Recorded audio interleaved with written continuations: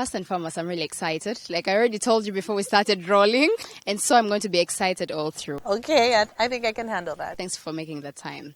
This is Malaika Media TV. We're online for the online community and for everyone because there are no rules on the online community. So we get to talk about pretty much anything that we want. Ooh, that sounds almost scary, but okay. It shouldn't be. You're the queen of holding interviews, yet I could barely find any that is featuring Crystal Angella Newman. Oh, I've done interviews in the past. I think just maybe they were more for newspapers and magazines rather than online. So you have interacted with so many people. What does that mean for you? Everyone has a story. At the same time, it's what makes us so different, but it also what, it brings us all together. Everyone has a story and you can learn from anyone. That's one of the beautiful things about it that I've learned. Do you have a specific best person so far that you've had featuring on the show? Not really. I can't say because sometimes we will laugh our heads off. Sometimes it gets really intense. Sometimes people open up and tell me things that are powerful that they've never spoken to anyone else about before. So again, every interview, every guest for me is different and it's a journey. I'm just enjoying it. So would you please walk us through your childhood? We would like to know a little more about Angella Newman-Kavulu. Oh my goodness, my childhood. My dad was a pilot. He's retired now. My mom was a stay-at-home mom for a while, and then later on she started working. I was born in Nairobi, and then I spent most of my childhood, early years in Zambia. And then we moved back because the political situation in Uganda calmed down, it was stable, so we moved back to Uganda. Then I went to Buganda Road, ending P7 pretty much. Then I went to Makerere College School for 6 years, all the way. Then Makerere University. I have a degree in mass communication, broadcasting, I majored in. And then I started working when I was at university at Sanyu FM. At Sanyu FM. Okay, that's some bit of information that I had always wanted to know because, like I said, when I joined the media industry, I was looking up to people like you. And that brings me to role models and representation. I know a few girls who just keep saying, like you ask them, who is your role model? And they will mention someone who you probably think they are a shocker. Like no one should be looking up to that particular figure. How important is it for our children to have role models? I think it's very important. It's super important because number one, it's always like a beacon of hope to show you what you can accomplish. And a child without any kind of inspiration, it's easy for them not to even figure out what they want, because by meeting different people, meeting role models and identifying someone they can relate with, it kind of sets them on their path for where they're going in life.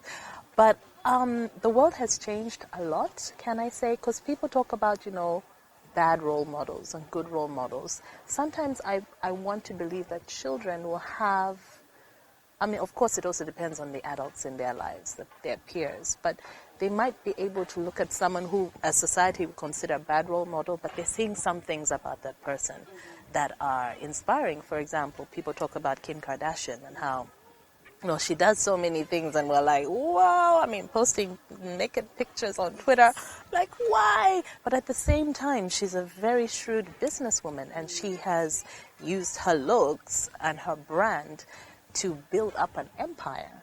So it's a very tricky one to decide who role models should be, depending on, what your child wants to be as well. But yes, I guess at the end of the day, role models are very, very important. And this is why we talk about the people you probably looked up to before you joined the industry, or some people you're still looking up to right now. It's funny. To be honest, I looked up to maybe the people closest to me, like my mother, my older sisters. I remember one of the reasons I wanted to do TV was Oprah. I think looking at her, I host a lot of events. I'm a, professional MC. And there's a lady called Candy Wekesa. I remember she's the one who set me on that path. I was at an event and she was emceeing the event, and I was just like blown away by her, how she had, I wouldn't say control, but the attention of the entire room, and she was very fluid, and she was just gracious as the host. And I remember looking at her thinking, oh, I want to do that. I would love to do that. I don't think anyone looked at it really as like a profession back then, but I was like, I can do this and do it professionally. So I picked inspiration from different people all over the place. It was never really one person as a role model. And so you've been working for a very long time. And I think back then it didn't really matter because we probably had no knowledge. You know, sometimes they say ignorance is bliss, so you just leave because you have no idea what is going on.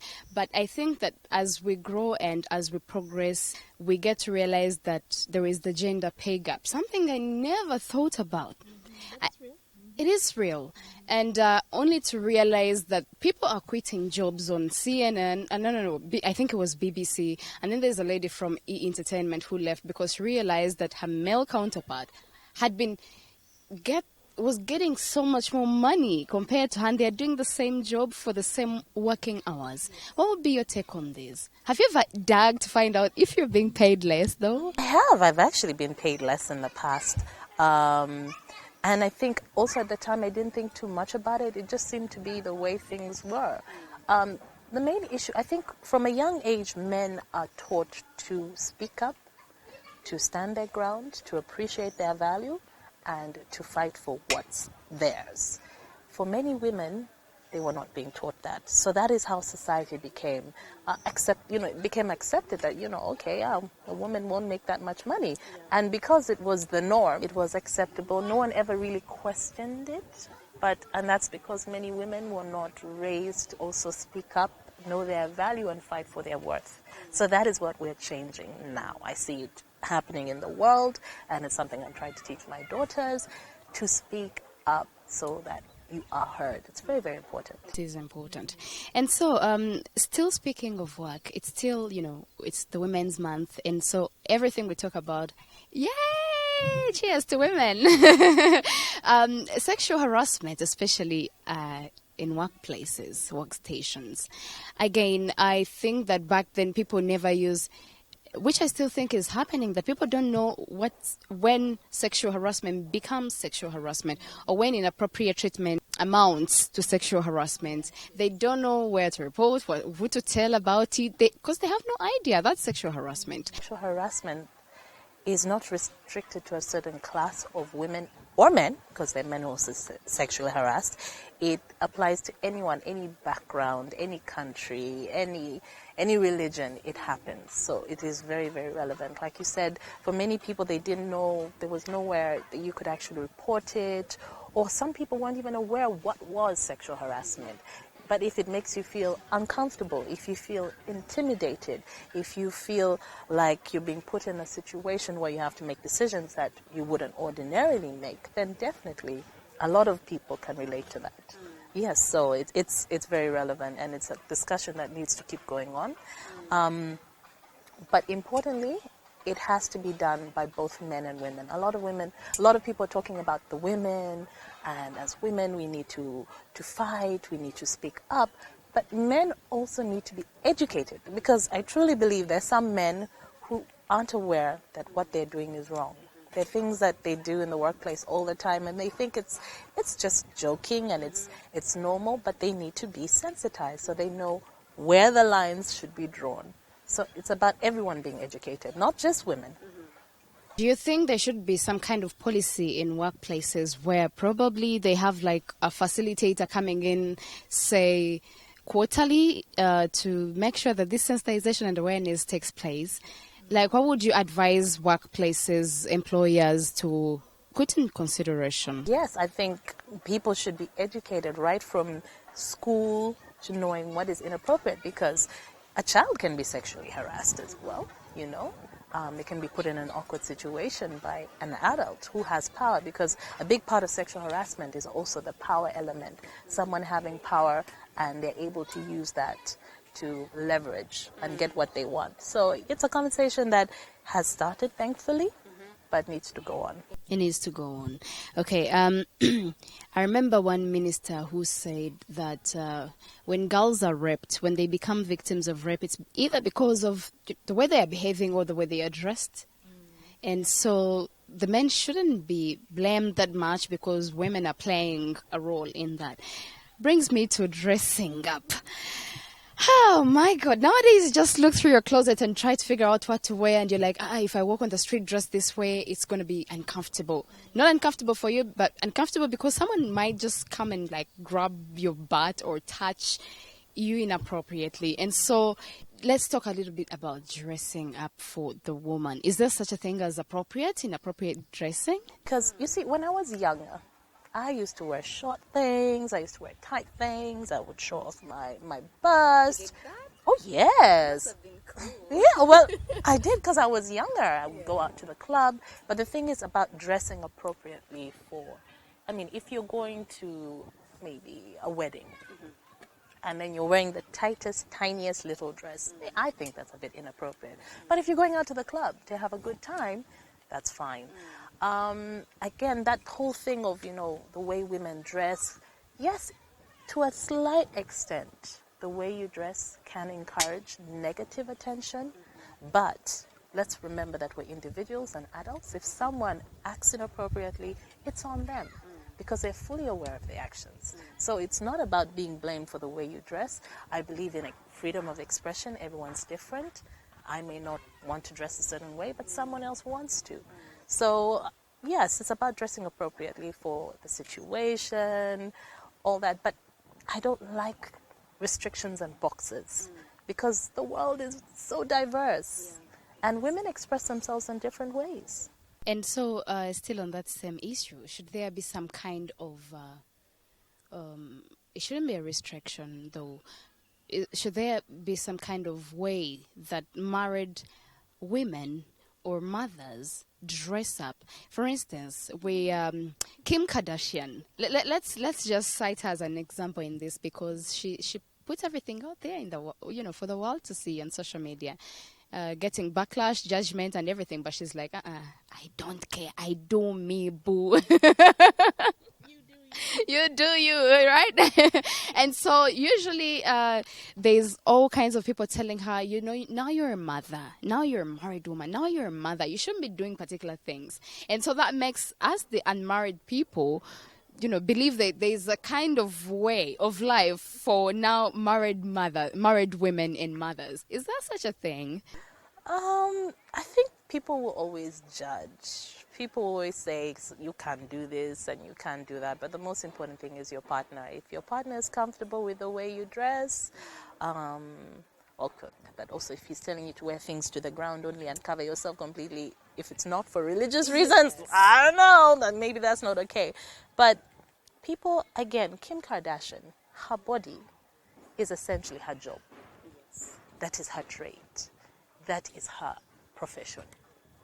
So she is doing what she's supposed to do within that profession. Yes, people say as a married woman, you can't do this, you can't do that. I like to think that it depends, again, on the person. I wouldn't do what Kim Kardashian does, but someone else may not dress the way I do. Once in a while, I'll wear a short dress. I like to wear short dresses. And you rock those. I've seen you in a short dress, and I'm like, oh, she's very smart. But I'm married, and I'm a mother of 3, so because I should not wear short dresses anymore. You should wear the maxis, because African tradition tells you to do that. I'm not okay with that. I'm not okay with that.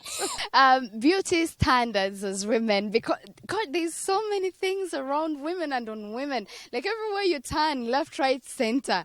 Women, you can't do this. Women, makeup, women, beautiful. Women, ugly. Women are this. Women are that. Like we will never be. We will never have. It will never be okay for a woman to just be a woman. But the sad part is you're talking about, all the judgment and the criticism. In many cases, it comes from fellow women. Have you received that kind of criticism and hatred from fellow women? I wouldn't say hatred, but criticism, yes. Judgment, yes. I think it happens all the time. I think as women, it's something we have to fight. And one of the easiest ways, I think, to deal with it is exposure. And being open-minded and remembering that we're all individuals.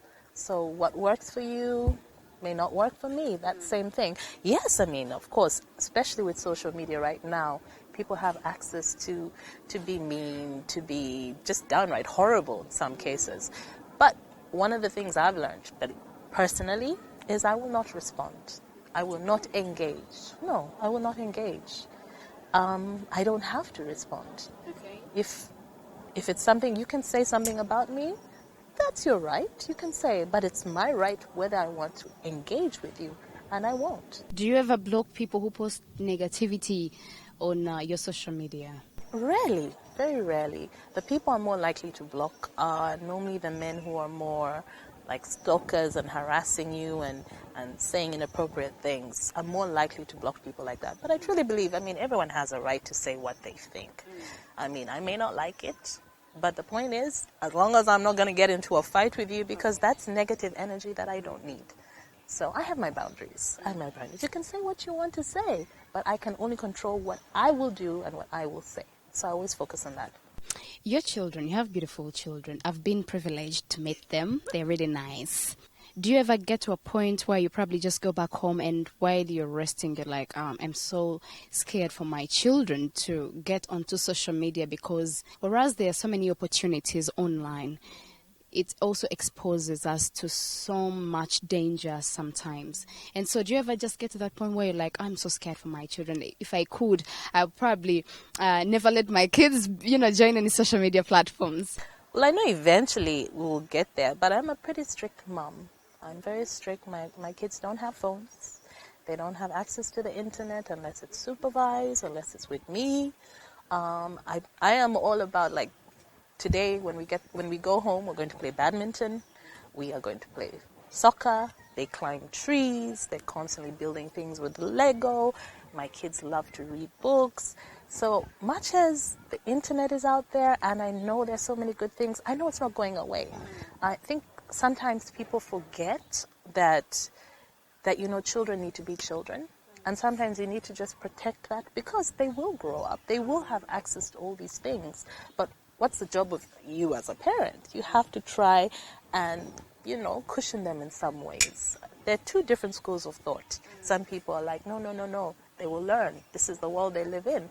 But the same way as a parent, you're not going to let your child go out and play outside in the rain with no clothes on so they get sick. You can also protect them in some ways from some of the harsh aspects of the internet and social media. So I am that mom. My kids are not on social media. They will eventually when they grow up and they're older, and I feel that they're... No, well, right now, my daughter and I have a discussion about 15. Then 15, 16, she will be mature enough to handle it. She has the brain of, like, a 15-year-old already. How have you been able to juggle parenting and career? It's interesting. As women, we're always asked, how do you balance? And there's never a perfect balance. It's always like dipping on one side or the other side. I think it's just about prioritizing and time management. I used to hear other people talk about time management and how important it is, but now, especially as a mother, running a home, but having a job and having so many different things that I'm doing, it's about, focusing. Today I'm doing this, what am I doing tomorrow, what am I doing the next day, and also just going for it. Because that's one of the things I think I've learned when I'm older. When you're younger, you sometimes second-guess yourself. Maybe you don't get the encouragement that you need. But when you get older, you suddenly get to this point where you're like, you know what, I'm just going to do. And that's kind of my policy now, if it's something I want to do. But I'm just like, yeah, I'll do and figure it out. Okay. And you keep going. And you keep learning. And you keep growing. And so you mentioned something about you and your daughter having conversations. Is that something you do almost every time? Because when we were growing up, I think it was a bit different. You would never have certain conversations with your parents because it was kind of typical of our parents. I don't know how it was for you growing up. How important is it for parents to maintain communication with their children? And what age do you think is appropriate for you as a mom to probably start having particular talks with your baby girl, say about, boys? No, communication is so important. You don't know what's going on in your kids' lives. You don't know what's going on in their mind.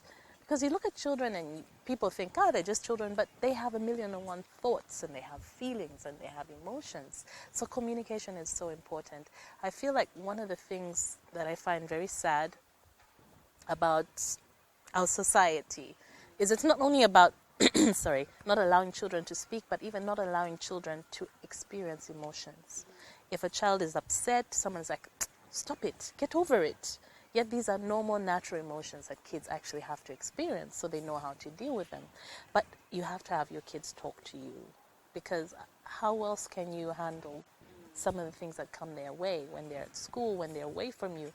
Things happen. So yes, I'm all about being open and trying to communicate as much as possible. Even the awkward conversations about sex and boys, I do believe in having them. Or later for her? Not, I mean, different ways. You should start young, because for your little baby boy or little baby girl, they need to know, number one, about the bad touches. You know, that's supposed to be sex education as well, and learn that from school. But they also need to know that, you know, someone should not touch you, someone should not try to see you, you know, when you're naked. If you feel uncomfortable, you have to teach them to be empowered enough to speak up and say, stop it, I don't like that, I'm going to tell on you. And if you don't tell your kids those things, they don't have the tools in case, hopefully, it never happens, but in case they find themselves in those situations. So yes, from a young age, you need to talk to your kids. It needs to be a situation where they can talk to you and ask you highly uncomfortable questions, because I've been there. Okay. But you need to know how to respond appropriately for them to be able to understand. You know, many people are like, why are you asking me that? No. Don't talk to me. Or men will be like, go and talk to your mother. But you just take a second, regroup, and then say, okay. If you have to walk away and be like, then come back again, then calmly address it. Because if your child sees that you can't handle certain things, then they will clam up and they won't share. I kept mentioning that I have baby fever after seeing your children. After seeing your children, I'm like, I have baby fever. But I think there's more to baby fever than just having baby fever. You need to be able to handle a child from, I think most of us just, you know, I'm going to get pregnant, pause for the camera, pause, you know, baby bump, and then we'll begin from there. But I think parenting is much more than what we see. A flashback to 2011, you participated in the Mrs. World pageant. Like, did you think I was going to leave that out? Because it excited me. I remember I was still at university way back, and I remember, you know, reading about it in the news, watching, you know, it made news. What did that mean for you? Well, it was shocking at first. I was like, what? There's a Mrs. World pageant? I didn't even know about it in the beginning. But it was an honor. It was an honor to represent married women, because it was one that embraced women of all ages. There were women who were 60 years old participating from different countries, all the way down to 18-year-olds, and all different kinds of backgrounds. Also, it did not have size restrictions, because clearly I'm not a little woman, I'm a curvy woman. That's a term now, I'm thick. But yeah, I mean, also just to have a platform which is about beauty as well, even though you're more curvaceous and an older woman maybe as well, it was an honor. But also just to represent my country. Wow, I never saw it coming. We were proud of you. And so you were also chosen as an ambassador of the Girls Against Drunk Driving campaign by UBL. Yes, alongside other amazing women who I really love, that's Sima and Flavia. How is that like for you? What is the significance of such a campaign fronting women against drunk driving? I think it's very important, because whenever that conversation has come up in the past, it's always been directed towards men. Again, not looking at inclusion and the reality, which is the world is very different. Women go out, have a good time, have a drink, and can make bad choices too. But women can also, women influence the men in their lives. So it was a matter of looking at the power of women and the difference that we can make. And it was a situation where that had not been tapped into before. So yes, I'm very happy to be part of that campaign because I'm all about going out. I love to go out. I love to dance. I will dance for 5 hours straight. I wish we carried some music. I would have loved to see you. I have some friends who are like, Crystal, we're not going to hang with you. The next day we have muscle pains, and I'm like, because I love to dance. I love to dance. I want to bump into you one of these Friday nights.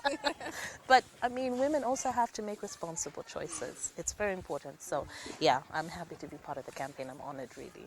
I'm excited to follow along the sidelines, watching where this campaign goes and seeing good come out of it. Yeah.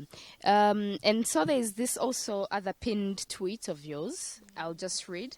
It is easy to pass judgment on others, but you never know another person's heart. What gives them strength and what breaks them down. Why? I love it because, again, we go back to how people are judgmental, how people always criticize, and you don't know the full story. You never know what's going on in the background. The same way I was saying, I don't like to attack or to make judgments based on just a simple picture. I don't know. As a journalist, that's something that is very integral for all of us, to know the facts, to get the full story, to know the full picture. And I think in life, people always quick to make those judgments. Oh, how can so-and-so do this? But you don't know why they're doing it. You don't know where they're coming from. So, yes. Stereotypes around women, we're winding up. Have you heard of any disturbing stereotypes, say, that people have about you and about women? Like, we are stereotyped. Everyone is, but there's stereotypes attached to being just a woman. Have you heard of any? Yeah, well, I guess, yes, I did. So many over time, so many. At some point in my life, I was considering being a rally driver because I used to drive. I used to drive really fast, and one of my best friends comes from a family that celebrate a family. They're into rallies. So I had a moment where I really used to I'm one of those people. I want to skydive. I like to bungee jump. I like those thrill kinds of experiences. But because I'm a woman, people would be like, or when someone would get in my car, I'm a fast driver, but I'm a very steady driver. I'd have people say, you drive like a man. I'm like, what does that mean, you drive like a man? Then also just being in the public eye right now, there are places I'll go to and people are like, oh, like I'll go down to Woom Street and people will be like, you mean you come down here? Other people can't be seen here. So those are the stereotypes that make me very uncomfortable because, again, it's trying to put people in boxes. And I think everyone should be allowed to express themselves in their own way. I think the most common one that I've heard, which I think you've definitely come across, is when, say, you're on the road driving and there's someone making a mistake and people are like, that must be a woman. Like, is it just the women who just can't get stuff right on the road all the time? And then sometimes the people in Saga, you're like, you're wrong. It's actually changed now. Before it would be like that slow person and who's sitting up like on the wheel like this. They're like, that must be a woman. But now the ones who are reckless, the ones who just barge into traffic or don't allow other cars in are now women. So it's now people are like, it must be a woman. So we're like, can you figure out which one it is? But yes.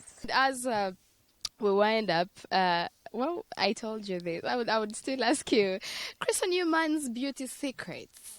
You look gorgeous. Thank you.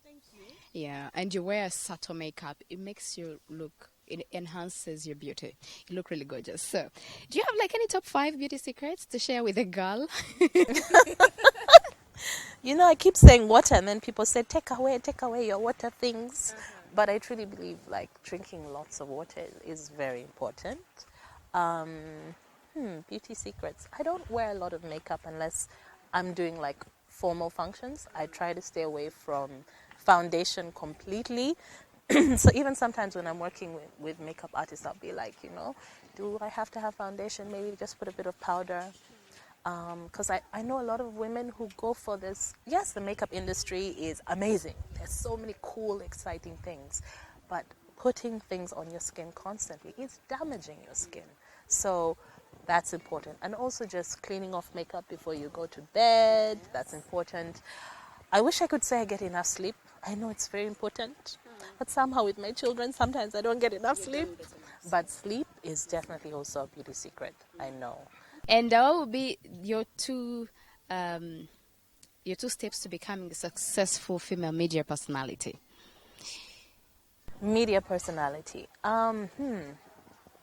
I think being very measured in some of the decisions you make, because there are going to be all kinds of campaigns that come your way. And as a woman in the media, especially when you're younger, you might make some choices and later on they'll come back to haunt you.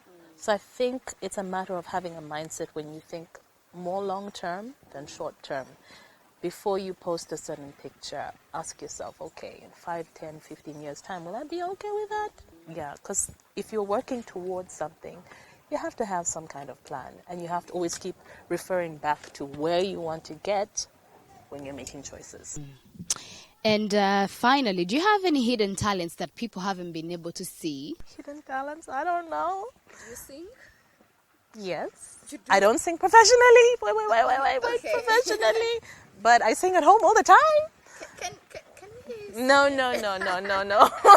As I said, I do sing, but just for the fun of it. I've been told that I have a decent voice, but I'm not about to become a musician. So I grew up singing in church, and I would make people, go deep into worship. And I grew up thinking I could sing. Can you imagine that growing? And then I get to the age of, say, 20, and I interact with people, and they're like, "You don't sing. You can't sing." And I'm like, "What was I doing for all those 8 years in church?" I mean, I could send people straight into worship mood. Well, for the record, don't listen too much to what people tell you. I actually can't sing. So it was like a harsh reality. It was a harsh reality. Do you have any final remarks? Anything you would like to just say? Oh, that's funny. I think the most important thing is to allow people to be themselves. The world is changing, and the funny thing, as much as we have more and more diverse personalities coming up, people are way more judgmental and critical, especially with social media. But people are different. Just to keep an open mind and not to pick, and as women, I think we need to build each other up. None of that all the time. Okay. Thank you so much. Happy Women's Month.